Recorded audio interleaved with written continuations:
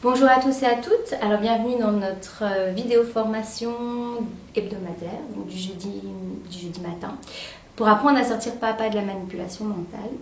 Alors nous sommes ici à la dernière caractéristique que Isabelle Lazaraga a expliquée, donc caractéristique que j'ai utilisée pour vous aider à y voir clair à l'extérieur, pour aussi apprendre à y voir clair à l'intérieur.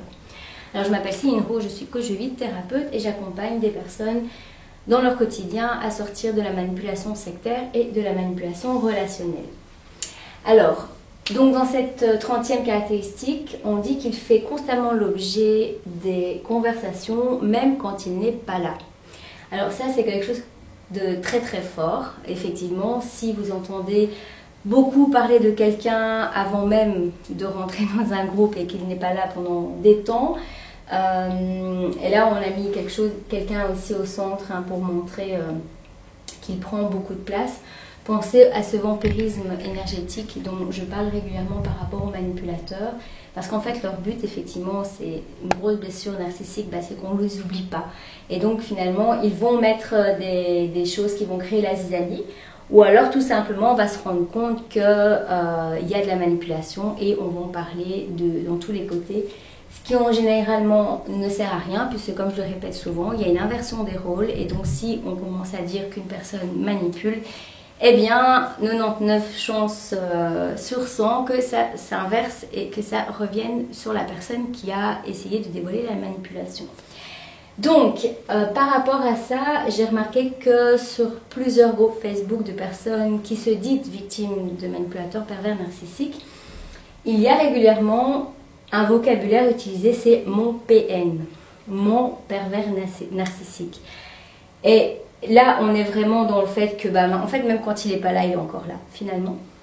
Et alors, j'ai été assez affectée, je dirais, par le fait du mot.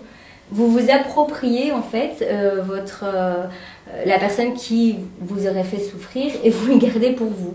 Donc, au lieu de séparer et de continuer votre vie et de vous reconstruire, vous êtes en fait toujours attaché à la personne que vous nommez pervers narcissique.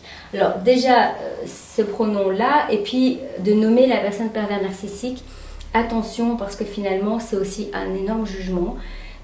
On galvaude beaucoup maintenant le manipulateur pervers narcissique et on l'entend à toutes les sauces. Et donc les personnes qui souffrent réellement de personnes pervers narcissiques, et je vous rappelle quand même que le pervers narcissique c'est quand même quelqu'un de dangereux. Son but c'est de détruire les personnes. Ça veut dire que les gens qui ont des enfants avec des pervers narcissiques, elles souffrent le martyre, elles ont même peur quand la sonnette de leur maison sonne. Elles ne peuvent pas faire confiance à la police parce que ce sont des gens qui sont dangereux.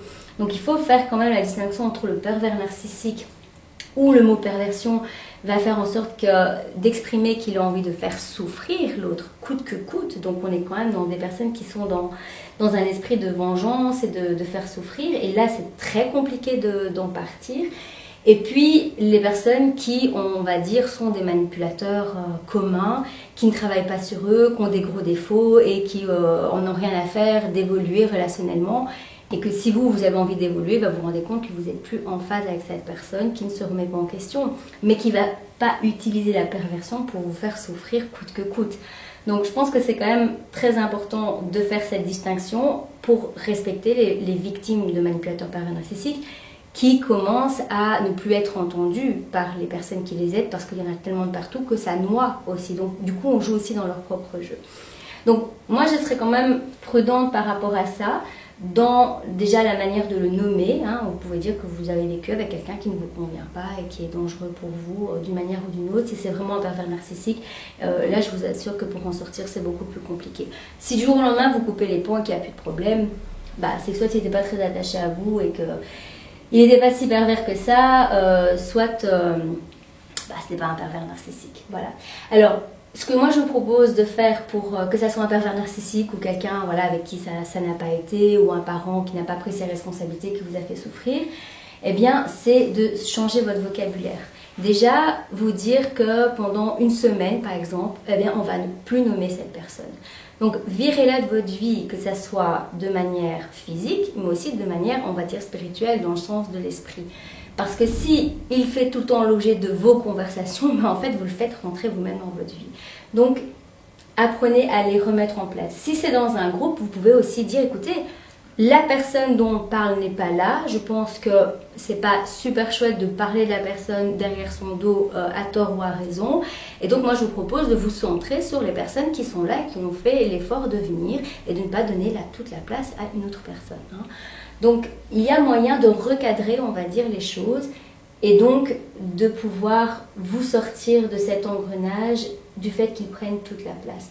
Mais donc ça, c'est quelque chose qui peut vous mettre la puce à l'oreille si vous rentrez dans quelque chose, souvent, hein, c'est quand on est novice, qu'on va quelque part et qu'on se rend compte, tiens, quelle est la personne qu'on est en train de beaucoup parler, il y a quelque chose derrière. Voilà. Alors, en ce qui concerne la suite de la formation, il y aura d'autres vidéos en fonction des thèmes choisis. Et donc, ce que je vous propose, c'est que si c'est la première vidéo que vous entendez, d'aller revoir les autres vidéos. Il y en a une quarantaine, je pense. Et si vous avez des questions spécifiques par rapport à ça, n'hésitez pas à m'envoyer par mail à chocopa.asoc@gmail.com ou en dessous de la vidéo. Je vous souhaite un bon travail sur vous et de reprendre votre vie en main. Si vous avez aimé, vous pouvez liker, partager et vous abonner si ce n'est pas déjà fait. Et on se dit à tout bientôt.